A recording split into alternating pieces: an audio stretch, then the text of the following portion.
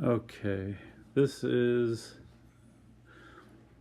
the SIG Legion P226 9mm, and I made a video, and now I have my iPad propped up on a box on my coffee table. And this is just something I noticed because I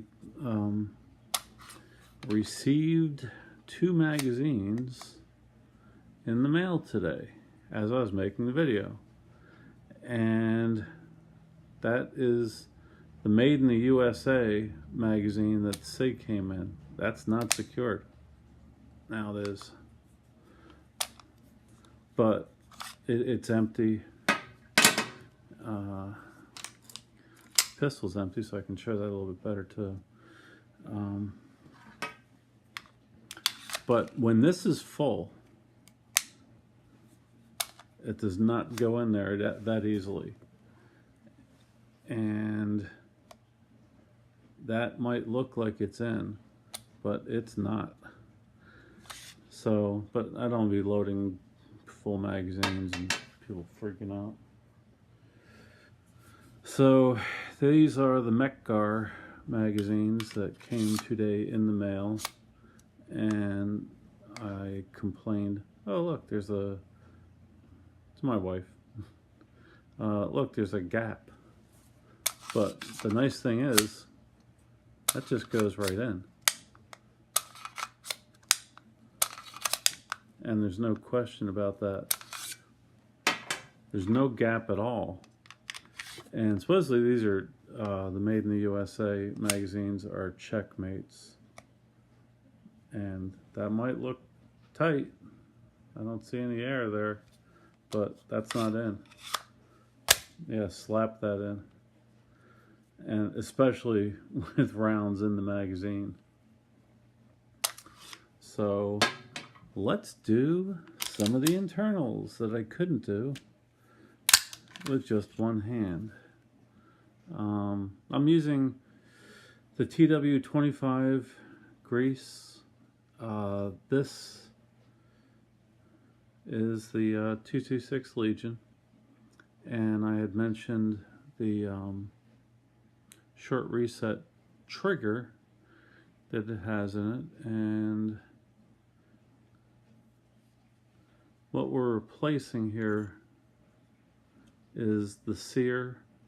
Now I have grease on this sear spring.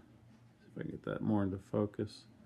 I have grease on the sear spring because I received one from SIG, and they had this whole thing packed with grease. The whole trigger assembly area.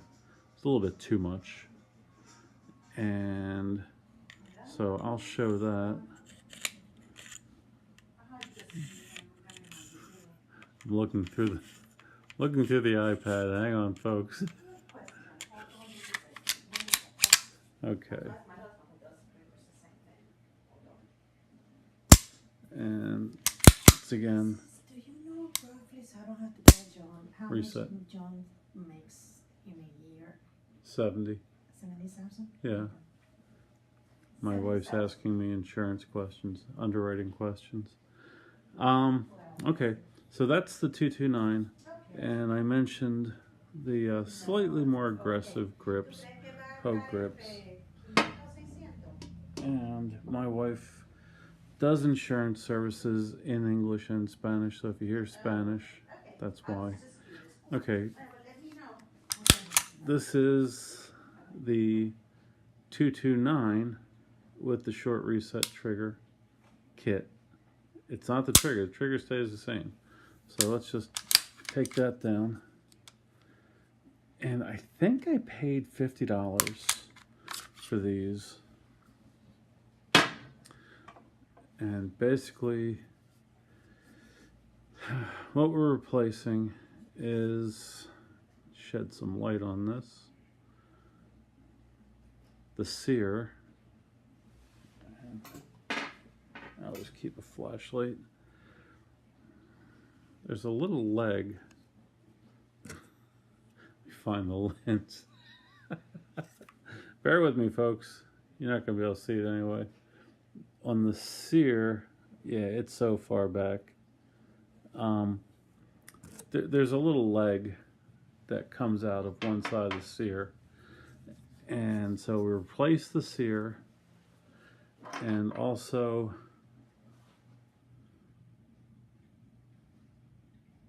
this little bar back here. I'll try to point to it.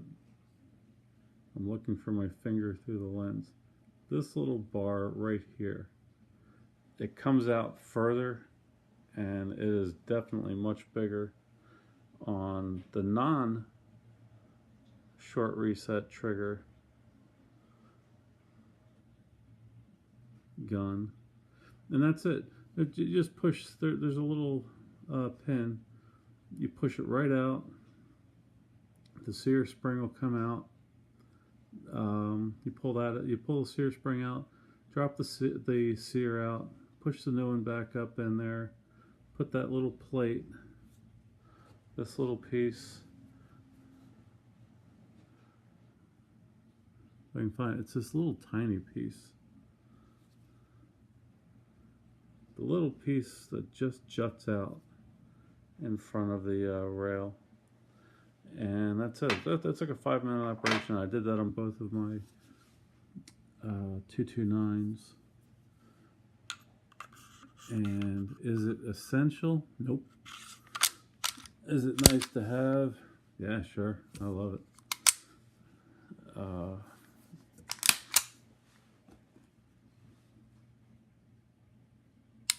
Who doesn't want to reset like that? And it breaks at 4.5 pounds. Not 4.5, but like 4 to 4.4.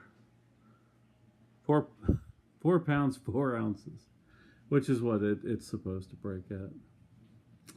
And now, since making the video 10 minutes ago, this one's going along too. I was jamming this to do my tactical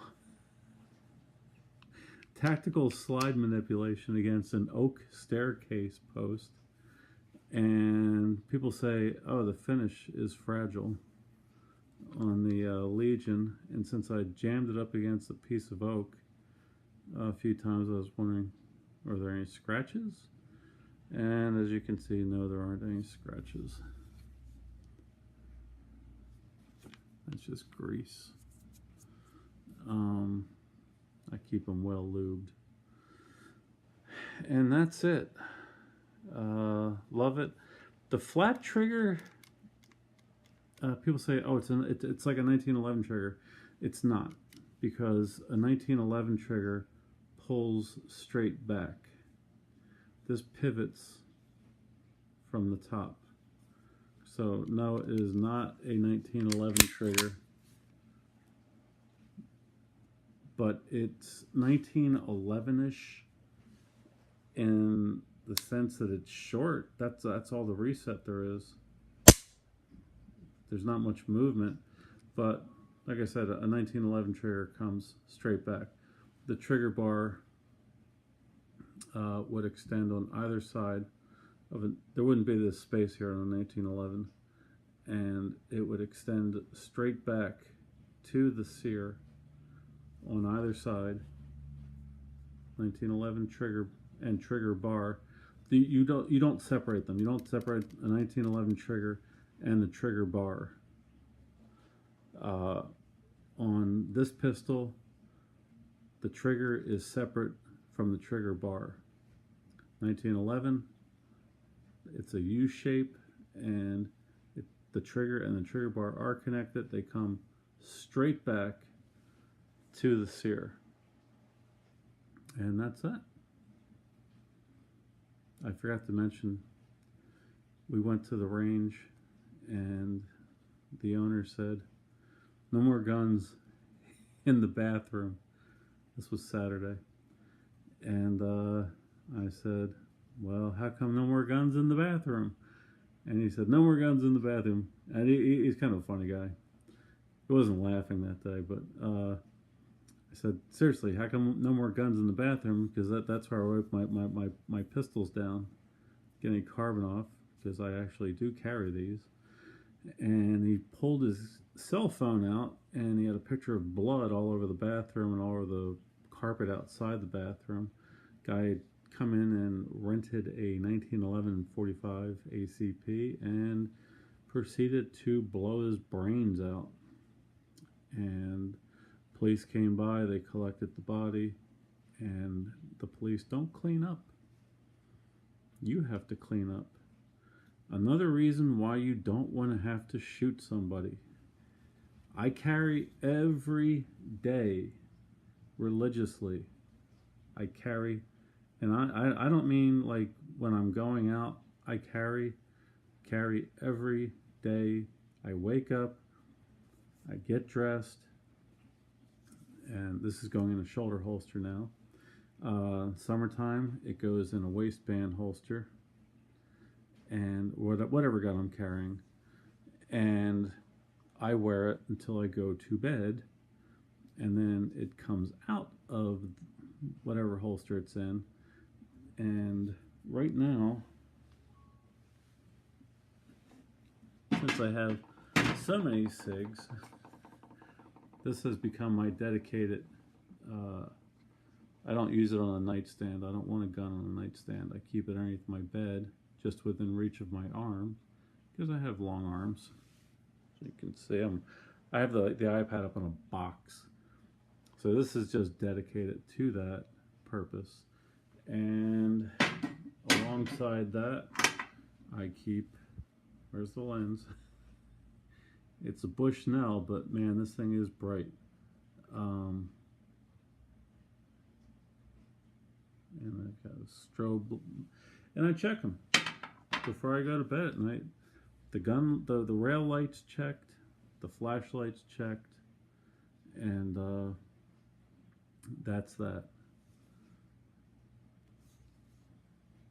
I don't know what the point in all that was, why I was saying I carry all the time. But empty. Put the lock on. Nothing happens. I have nothing else to ramble about.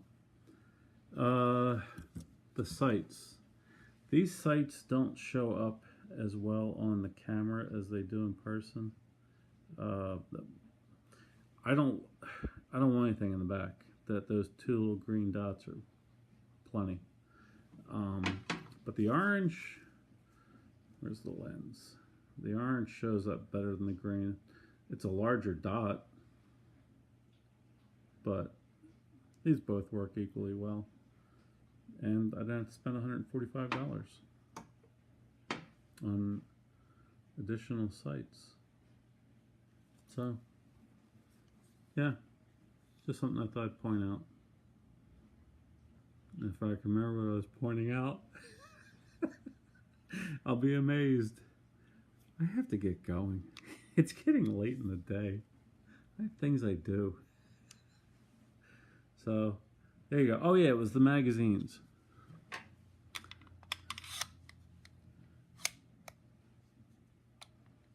That is the SIG Checkmate made magazine. Looks nice and tight, right? I mean, you couldn't fit a piece of paper between there, but that's not in. You gotta hit it. Mec-Gar. And I still have some air. No smacking required. I bought magazines from David Cote, C-O-T-E.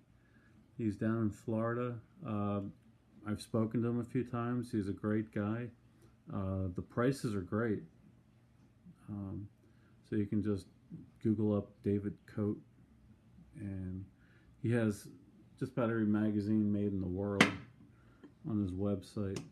So, and these are made in Italy. They're not stamped Mec-Gar, but somewhere here, yeah, there it is.